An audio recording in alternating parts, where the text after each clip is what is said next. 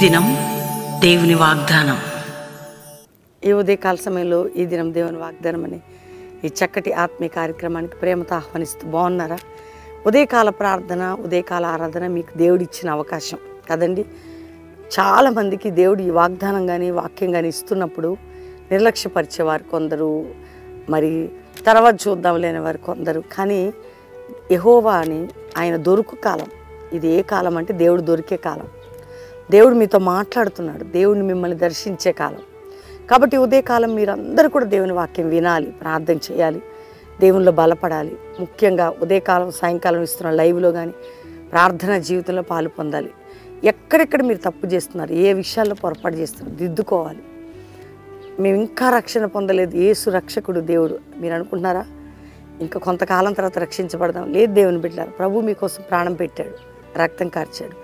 ఏంటండి యేసైనమైతే? పరలోకం, పాపక్షమాపణ, నిత్య జీవం ఉంటుంది.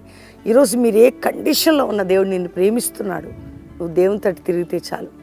మా కష్టాలు సమస్యలు తట్టుకోలేకపోతున్నామని బాధపడే బిడ్డలారా, ధైర్యం తెచ్చుకొని ప్రార్థన జీవితం కలిగి ఉండండి.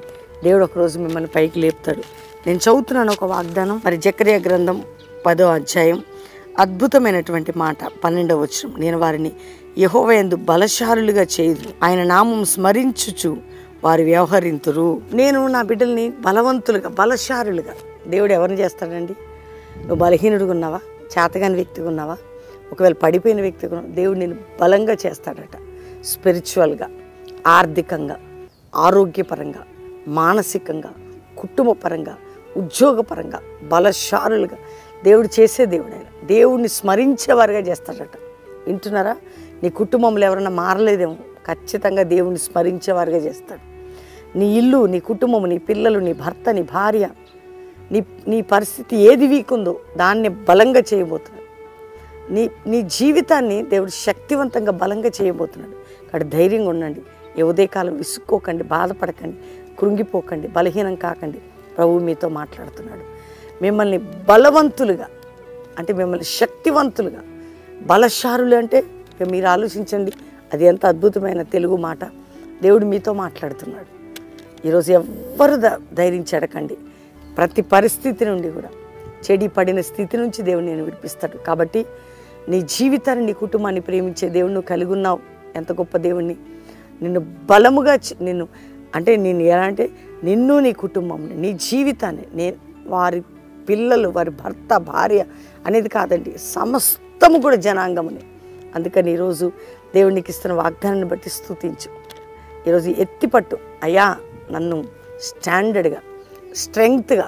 కాబట్టి ప్రతి విషయంలో కూడా దేవుడు చేయబోతున్నాడు. కాబట్టి ధైర్యంగా ఉండండి. నీకు, నీ కుటుంబానికి వాగ్దానం నెరవేర్చబోతున్నాడు. కాబట్టి ఉదయకాలం ప్రతి ఒక్కరు వాగ్దానాన్ని ఎత్తిపట్టి ప్రార్థన చేయండి. కాబట్టి నీ జీవితాన్ని బలముగా చేయబోతున్నాను. బలముగా నీ హృదయాన్ని, నీ జీవితాన్ని, నీ కుటుంబాన్ని. ధైర్యంగా ఉండండి. ప్రభు సన్నిధిలో ప్రార్థన చేద్దాం. ఈ మాట ఎందుకు 3-4 సార్లు నేను చెప్పాల్సి వస్తుందో తెలుసా? మన బలహీనతలో ఆయన బలం, మన శక్తిహీనతలో ఆయన బలం. అందుకని అంటున్నాను, నీ జీవితాన్ని బలముగా చేయబో. ఒకవేళ నీ కుటుంబాన్ని బలంగా చేయదును, అంతే. బలహీనమైన కుటుంబం, నీ జీవితం ఏంటి? నీ కుటుంబం అంతటిని బలముగా చేయదును, బలముగా ఉంచేదనని అందాం. మరి నిన్ను, నీ కుటుంబాన్ని బలముగా ఉంచేదని. ఆమేన్. కాబట్టి ధైర్యంగా ఉండండి. వాగ్దానం ఎత్తిపట్టి ప్రార్థన చేయండి. చక్కటి పాట వింటున్నారా? హృదయాలను వెళ్ళే రారాజు కొత్త పాట రిలీజ్ అయింది. దేవుడు ఆ పాట ద్వారా నీతో మాట్లాడతాడు. దేవుని దీవెనలు పొందుతావు.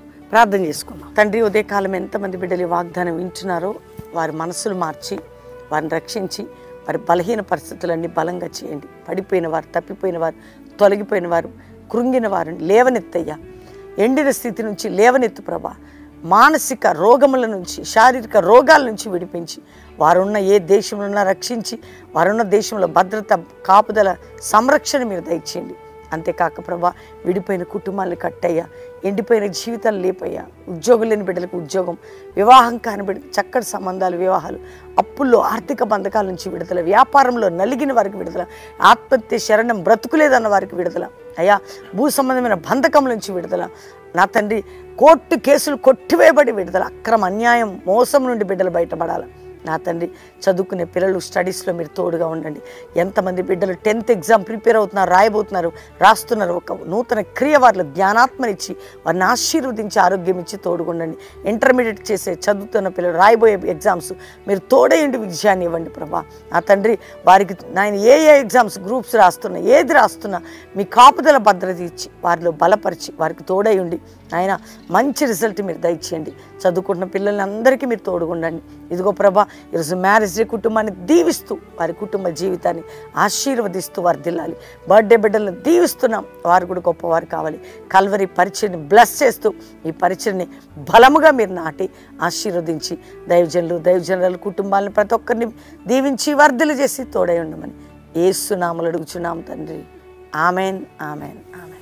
దేవుని బిడ్డలారా, ఈ ఉదయకాలం మీ వాగ్దానం అందరూ లైక్ చేయండి, షేర్ చేయండి, మంచి కామెంట్స్ పెట్టండి, దేవుణ్ణి మహింపరచండి. మీకు ఇస్తున్న వాగ్దానం ఎంతో ప్రార్థనాపూర్వకంగా దేవుడు ఇచ్చేది కాబట్టి ఒక్కరు మిస్ కావద్దు.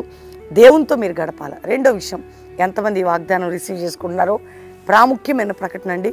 మీ అందరికీ తెలుసు 22వ తారీఖు అద్భుతంగా శనివారం కుక్కట్పల్లి ఎన్కేఎన్ఆర్ గార్డెన్స్లో అద్భుతమైన ఉజ్జీవ సభ. ఎన్కేఎన్ఆర్ గార్డెన్స్ కుక్కట్పల్లి హైదరాబాద్. అందరి కుటుంబాలకు వచ్చి పాలు పొందండి శనివారం సాయంత్రం. అంతేకాక 24, 25, 26, 27 4 దినాలు కూడా మదిర ఖమ్మం దగ్గర మదిరాలో ఉజ్జీవ సభలు మీకు అక్కడ పాంప్లెంట్ ఇస్తున్నారు చూడండి. అడ్రస్ అంతా కూడా చక్కటి ఉజ్జీవ సభలకి కుటుంబాలుగా పాలు పొందండి, దీవించబడండి. ఎవరు బెల్లంపల్లి రావాలన్నా శనివారం జరిగే సభకు రండి, పాలు పొంది ప్రార్థన చేయించుకొని ఆదివారం అటెండ్ అయ్యి వెళ్ళొచ్చు. దేవుడు మీ అందరినీ దీవించును గాక. ప్రైజ్.